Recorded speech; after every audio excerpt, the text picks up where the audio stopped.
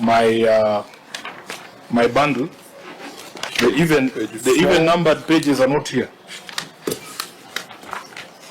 It must be a printing issue. Just that is correct, because from page 3 of 9 we go to page 5 of 9, and then page 7 of 9.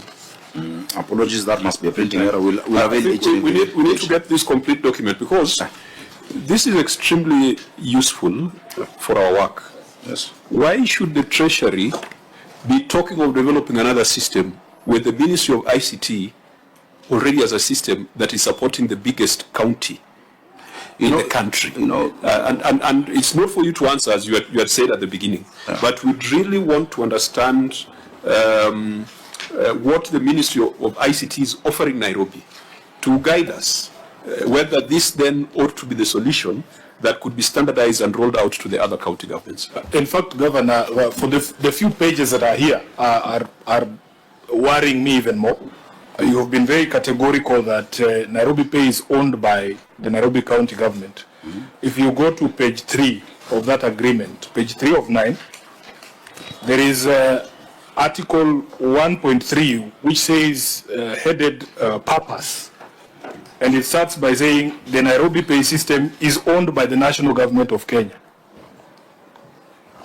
Yes, Chair, as I explained, at the point when I gave that response then, the thinking and the agreement was that just how's this thing, you guys go on with it. Now is when they moved into software as a service. That because, there's development costs, the infrastructure, we didn't buy those machines. We want it to be ours, but we don't own those machines.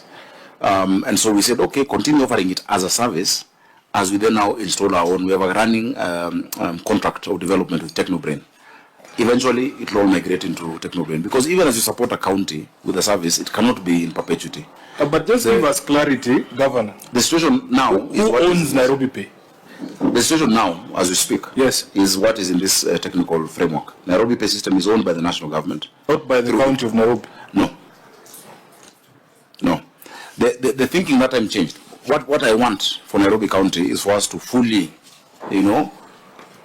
own now, because of the technical expertise, we have everything. Maybe we may not have the immediate resources to buy those servers and whatnot at this point, but that is what we're moving to. There's a running contract with Technobrain that had been there earlier. We actually compelled by the court to conclude it, and they're now working on the same, mirroring this module, so that we don't also shock Nairobians with changes in how they pay You want to change again?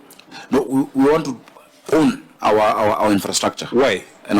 Because counties should own their revenue infrastructure. But this is software as a service. This is it's a rental model. The ministry has developed it. I mean, you don't want to buy Amazon. You don't want to buy the entire Microsoft when you can just get a license to use Microsoft products. That's the basis of software as a service. Say you've been in IT, and a full ERP system can have a strong revenue module.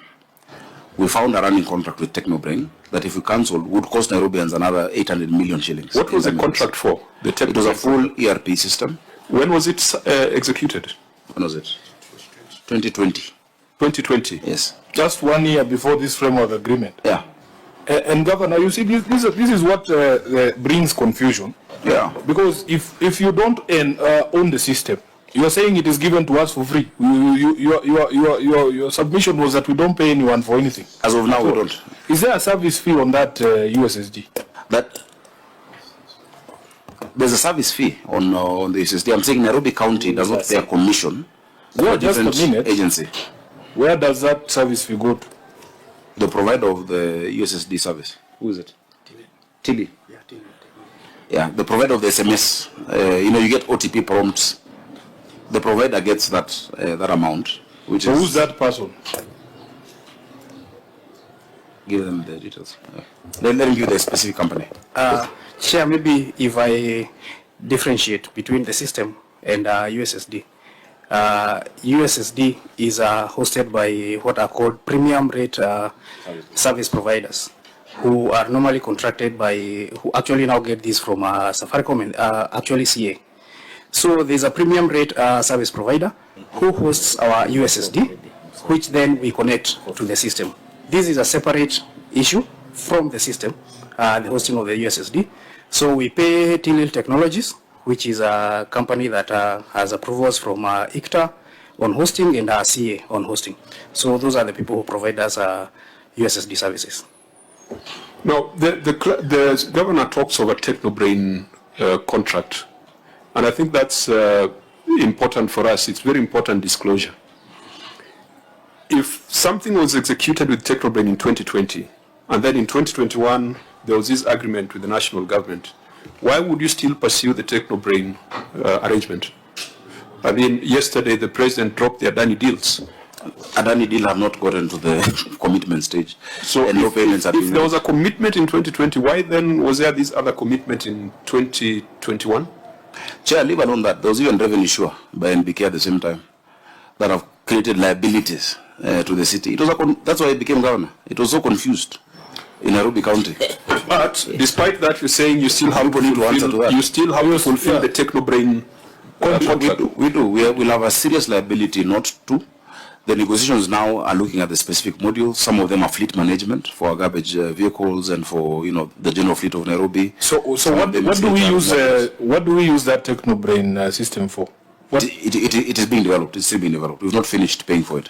But we are paying for it. Yes, we're paying. I think just recently we've paid, or we were to pay at around 100 million. And what would it do that this Ministry of ICT system can't do? Thank you, Chairman. The Ministry ICT system is a revenue management platform. The contract that was signed with Technobrain is an ERP. So it has different modules. It has case management that the legal people will use to manage their litigation and cases in court and monitor and so on. It has a fleet management system that the people in transport will use, the transport people will use for vehicles and so on. It has a HR management module. All those modules that you find in an ordinary ERP are in the Technobrain ERP. Does it have a revenue collection platform? So the Technobrain arrangement had a revenue module as well. And so we told them if we manage to get to use these government developed ones, could we have a conversation about varying the contract so that the cost of developing that revenue model, should we decide not to proceed, can you develop another service that we require? And they were open to that. So we formed a technical team that has been negotiating. However, Chair, I must point out that we have not yet made the final decision to drop the issue of the revenue module. So that particular module is definitely not value for money because you already have an existing solution. And this one is also run by factors that are beyond our control, this one. So Technobrain would be our product. Yeah, and the governor has expressed an intention of using a system that we own. I'd want that, yeah. So there is no intention to terminate or to vary the contract in the terms in which Kerich is speaking. It's an ongoing discussion. They're developing module by module. Right now they're finalizing the fleet management. Chair, I will request the governor, in addition to the missing pages on this integrated county revenue management system agreement, to also provide us with the agreement on the development of the ERP, so that we get clarity on the terms of that contract as well. Yeah, I think that can be that would be extremely important for us to render our report. Senator Chirake.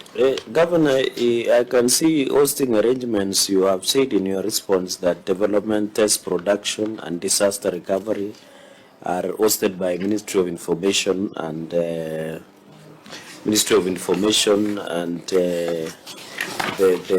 ICT Ministry.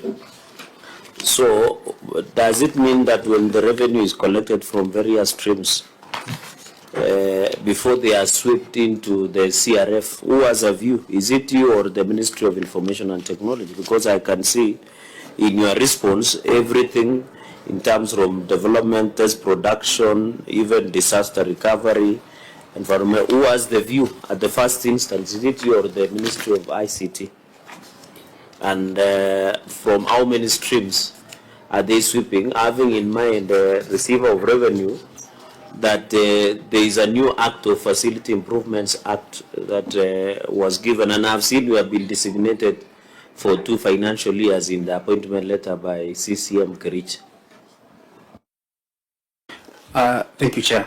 The way the software as a service model works is that for a system, you get the instance of that system.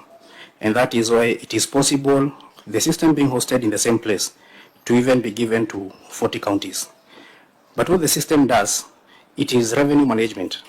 The collection of revenue is still done within the county bank accounts and M-Pesa. When today, what I'm asking, you don't need to lecture. What I want the view is who has the first instance view of the collection before being swept to the CRF. Sorry, Chair. What is a first instance view? As in, who has a view when the streams are being paid? We have a view. You can tell us what you have collected now? Right now. I can show you. Can we see it? I can, just anyone, all of us can see. I can tell you how much. As also, and then my next, because you're saying the person who hosts is the Ministry of ICT, does the ministry which hosts, including recovery, have a view of that payment? No, Chair. The ministry does not have that view. But from the admin, it is something different. The annexures you have attached. Development means the recovery. Recovery. So which means when you have a problem, there is a downtime or a problem with the system, the person you approach for recovery is the Ministry of ICT. Am I right or wrong? Because that's the response of the government. That's disaster recovery, Chair. But anyway, tell us. Chair, there's quite a big difference between the physical infrastructure and access to the system. When you access the system, that is when you can... So you are saying you have exclusive access to the system, no any other user can access the system? Chair, the only persons who can access the system are the Nairobi City County users and the developers. How many do you have users that can access? I would say around 600 Nairobi City County users. 600? 600 users can access? Yeah, to view. Yeah. You need your revenue officer in Korogosho to see how much is coming in from the slaughterhouse. Because they have to report on their performance every day. If the target is 100,000, you need to know what you collected yesterday, how much is coming in today. By what time in a day? It's real time. By 5? It's a real time. As in, how do they know they have collected their target? At what time of the day? Even in, it's real time. Even Senator. Midnight? Real time is all the time. So all the time it is real time. You know, you are paying these people 24 hours. I thought they work from 8 to 5 p.m. I mean, you pay people 8 to 5, but they can open their email at night. Isn't it? Or does your email close at 5 p.m.? But Governor, you are telling us you could not sign some documents because it was past business working hours. I think you are digressing. I'm not digressing. You are out of order, Governor. You cannot be claiming that you work 24 hours. Then you say, no, I don't know if you got the question he's asking. He's asking if the staff can see after 5 p.m. Of course. It's the same way you can see your email any time of the day. You know, Governor, you are now beginning to behave like Mutuse. Yes. Are you with us? No, I think... Chair, I think you have not heard what he's asking. Then why are you answering something you have not known what you are asking? My question was very simple. Question. Yeah. You have said that somebody in Korogosho should know their target. I'm asking at what point? Because if you are saying if it is 100,000 target collection per day, how will they know? At what time do they know? If you have access to a system, you can look at it at any time. It is not shut down. So if you are collecting from travelers, you can pay parking at 1 a.m. I agree. Or housing rent at any time. I'm asking, is there a business that closed by 8 or by 5 in the evening? And? So does it have target, a specific target? You're saying you need to collect by this time, the amount that you have given your revenue collection officers? Governor, it should be a simple yes or no. No, it's not a yes or no, because he's asking whether they can see at any time the collection. I've told him it's real time. Real time means 24/7. If somebody pays parking at Governor, can I rephrase the question? They can be able to see. Yes. So you give a target as per 24 hours? Yes. So you tell somebody revenue collector in Korobosho that collect 100,000 within 24 hours. Yeah. So if they collect more? Good for them. Not for the county. If they collect more revenue, for all revenues comes into a system. There's no, that's what I explained earlier, there's no cash payment in Nairobi. My second question was, how many revenue streams does this system accommodate? All of the revenue streams, 100. How many? How many? Your ROR is there. 141 revenue streams. 141 revenue streams. Yes. Even And though all of the- them come the 24 hours. The contract captures 130 something streams. Yes. Well, That's where I was coming to. Thank you, Chair, for that information. we are covering Was that 141. further customization? Further customization, you see with the system, there are iterations every other day. There's development. That's why you have Microsoft version 1, version 1.2, But you 1.3. have not attached your addendum on that extra. You can't do an addendum on every iteration of a contract. No, but I'm saying the fact that you signed for something, 130, and then you are now having 141 streams. Chair, isn't that not interesting?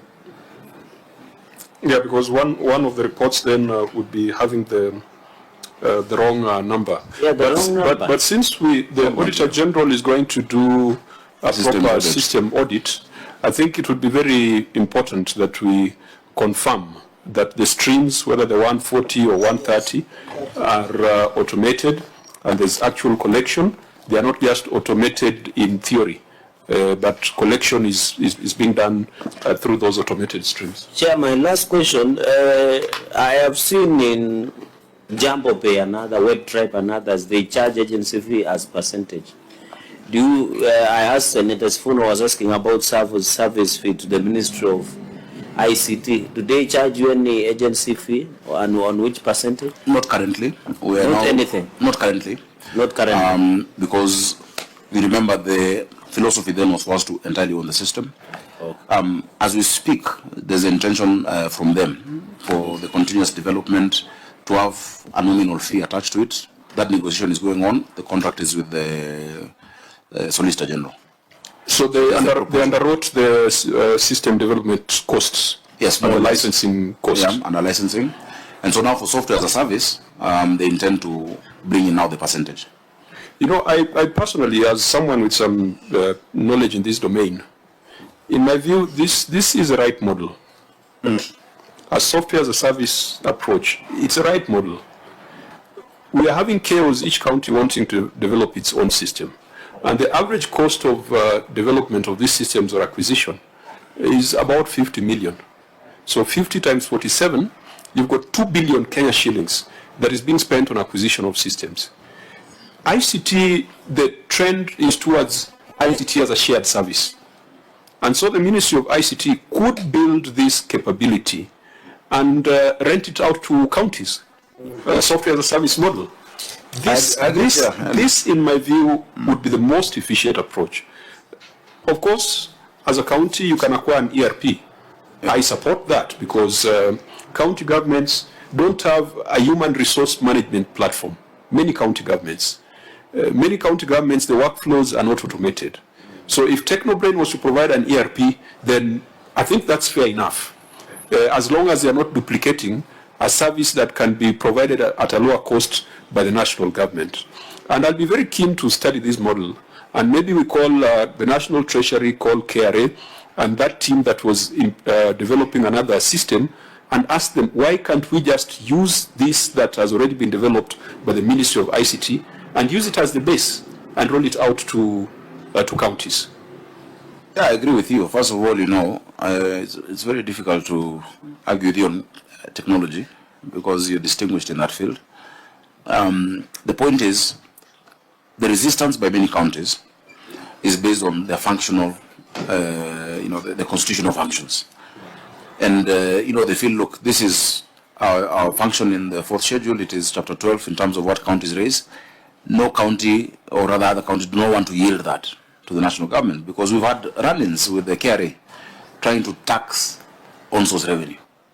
No, you can't tax the revenue that we're raising. They have sent bills, they have sent agency notices to many counties and explain to them, you cannot tax revenue from the counties the same way you're not taxing your own revenue. You know, you can't put VAT on taxes that are, it's like double taxation.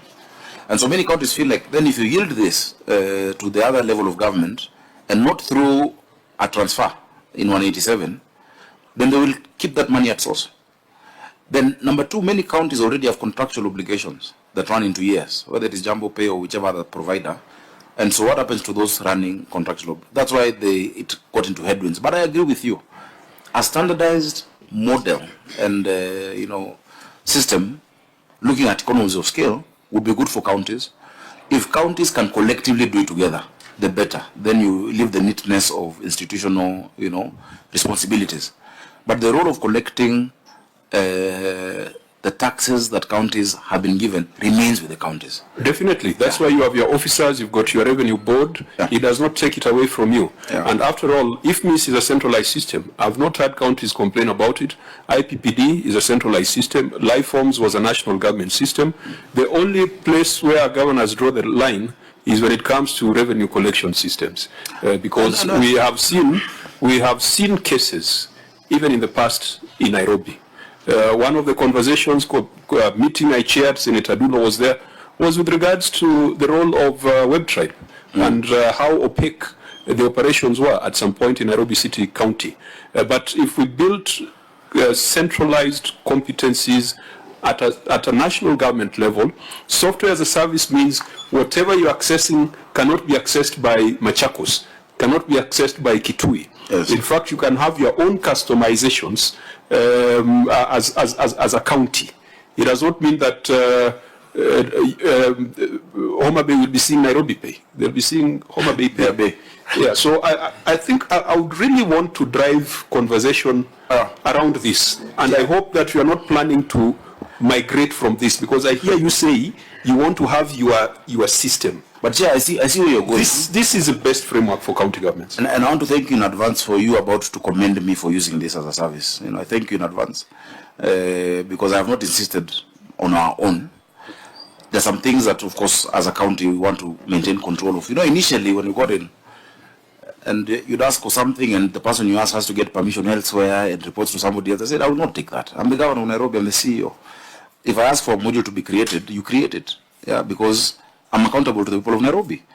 And until they change that thinking, and now we're completely, in charge of any development, any iteration, any amendment, then governors will be comfortable. And that's why I'm very comfortable with it. All you need is an SLA. Service level agreement. A service level agreement. Yeah. And there's nothing wrong with the ministry charging a fee. Because when you want a customization, if you have an SLA, then they can have some geeks there who can respond within the timelines agreed in the SLA. We have a huge development team, actually amazing young men and women, around 60. Why I would not want other counties is that I don't want to lose any of them. Of course, they can increase that capacity. You know how software engineers are. And they've really helped us. I must attribute our success in revenue collection on top of just to my staff, but to that development team. They've been, and I know our system sometimes has downtime, sometimes, it hangs, etc. It is being strengthened.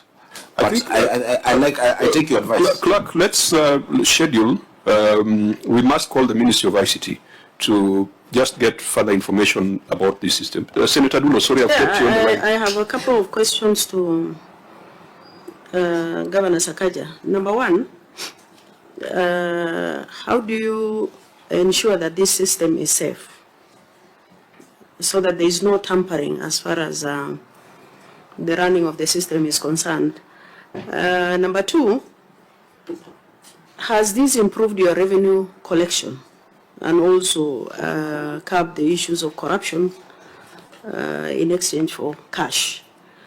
Number three, is this system better than the one that you had before, Jumbo and the rest? Number four, we are being told by so many governors who are actually doing the manual collection up to now that Treasury is working on a system that is accommodated across all the counties. We are trying to tell them no, but they are still insisting. We are waiting Treasury to give us go ahead. So is there anything like that you have discussed at the Council of Governors level? Finally, will you prescribe this particular system to other counties, because you have tested it, you have proved it that it is improving revenue collection, and it's something that can help this country as far as revenue collection is concerned, and also management of the system. Thank you. Thank you, Governor. I'll take the last three and have Taras deal with the security.